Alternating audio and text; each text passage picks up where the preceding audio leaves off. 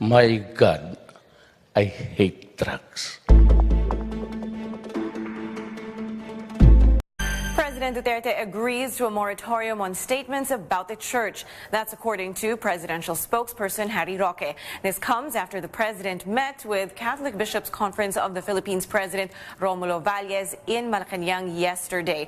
It's their first time to sit down for talks following Mr. Duterte's tirades against the church and his controversial remarks about God.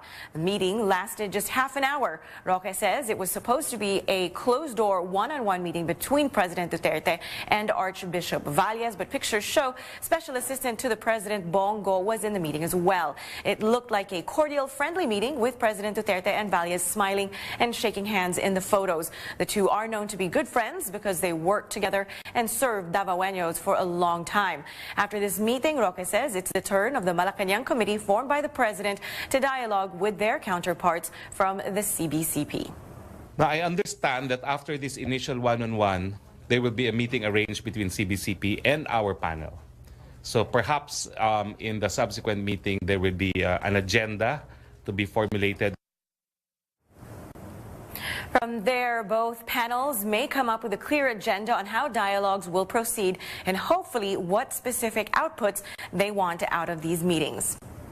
After a three-day assembly, Filipino Catholic bishops have issued a collective statement addressing the attacks on the clergy and what they call a disregard for human life during these times of darkness. While their pastoral letter did not directly name the president, many of the passages refer to him, his policies, and his tirades against the church. More details from Rex Remitio.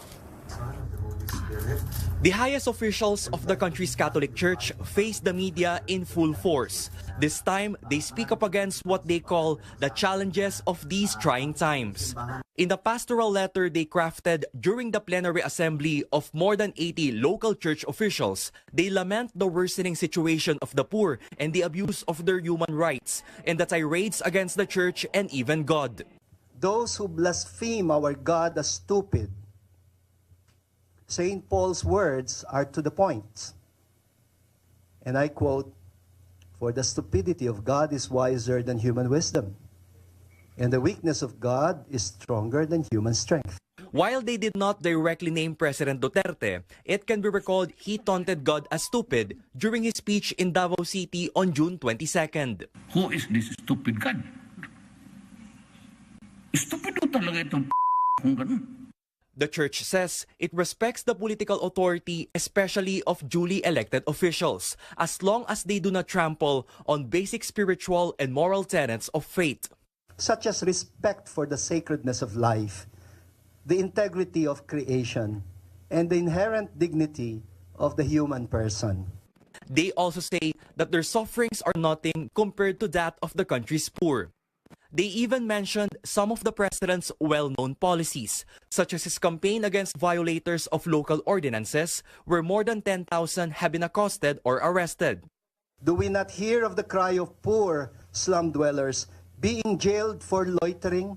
And the president's trademark war on drugs, where thousands were killed by either the police or unidentified suspects.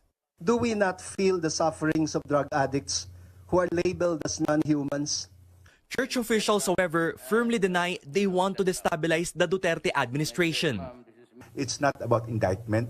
We just present ourselves as much as possible, the joyful, exultant, kahit mahirap, but hopeful, cool, patient workers of the Lord. And for those attacking the priests and some even killing them, church officials have this to say. Have you forgotten that the blood of martyrs is the seed of Christians?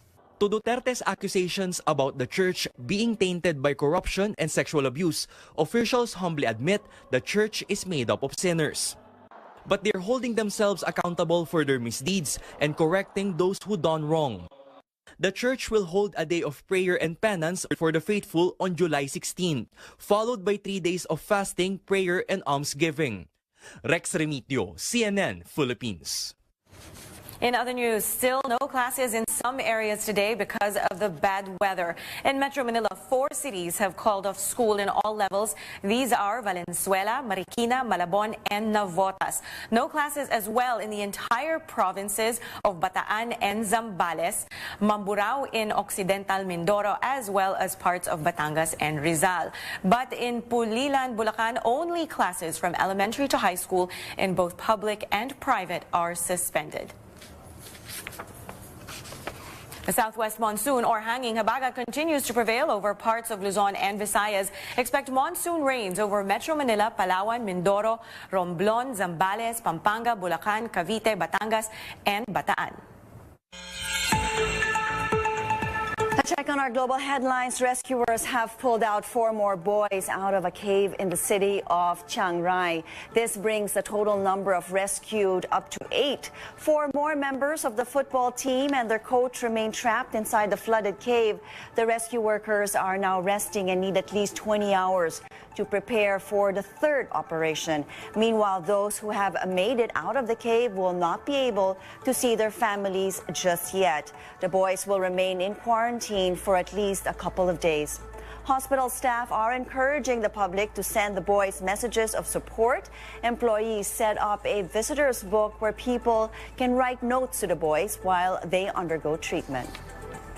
The death toll is rising as widespread flooding and landslides devastate southwest Japan. Official reports say over 100 people have been killed and 2 million forced to flee their homes. Search and rescue efforts are underway for at least 40 people still missing. The Philippine Foreign Affairs Department says the Consulate General in Osaka has received no reports of Filipinos killed in the flooding and landslides.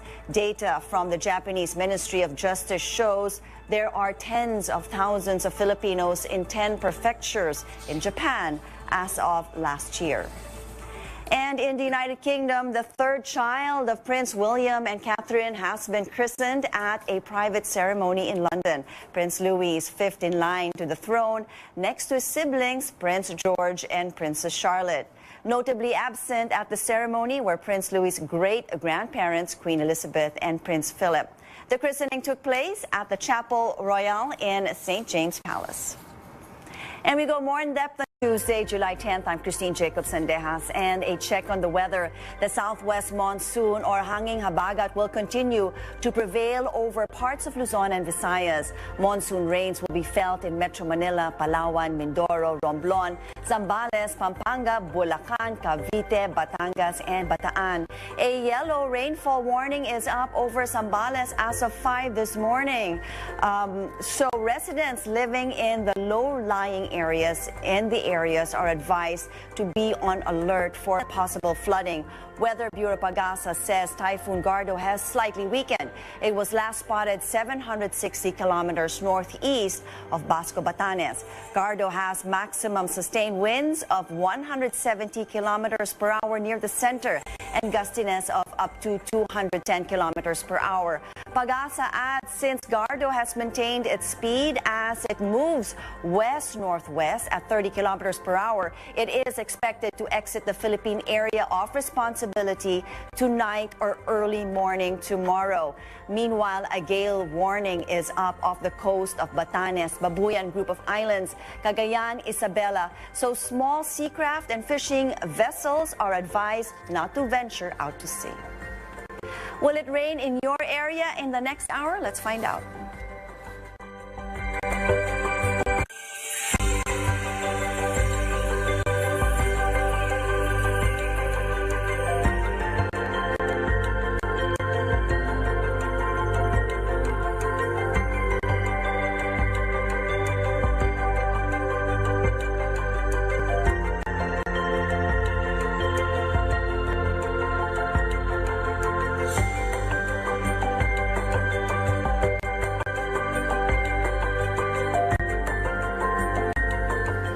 Then we head on over to the CNN World Weather Center and we'll check the weather systems bringing heavy downpour across Asia.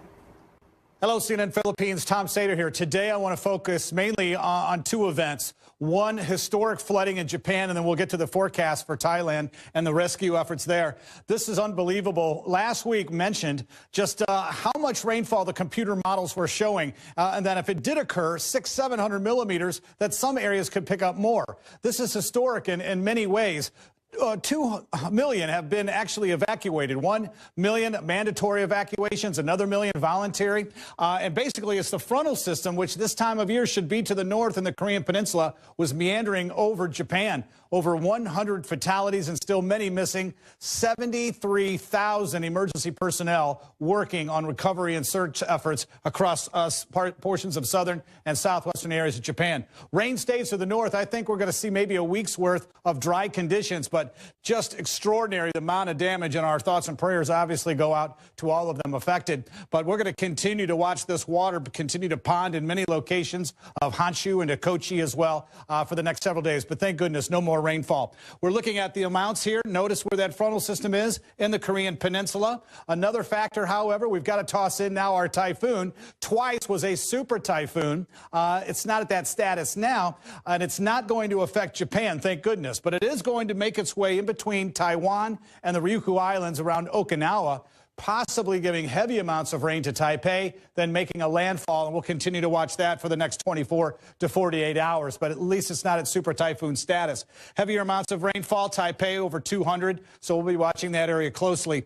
Into northern Thailand now, where again we're waiting for what could possibly be the final extraction of the last 4 boys and the coach. They have been showered more with blessings than they have with rainfall, which is extraordinary. All of the flooding that occurred, mainly they were able to divert the waters that were coming down the mountains last week, but it's penetrating from underneath, so the ground waters will continue to rise. That's why we really don't need any more rainfall, but they have been blessed with a number of days of dry weather. If we look at the forecast and take a look at the showers, a few of them have been moving in the last couple of hours, but even one thunderstorm is all it takes to start to see that water kind of penetrating through that limestone in the cave complex. So they've got their fingers crossed, all of us as well. At least it looks good for the next 48 hours, but then the rain should really start to pick up thereafter. We'll continue to monitor this, and we'll have another report for you tomorrow.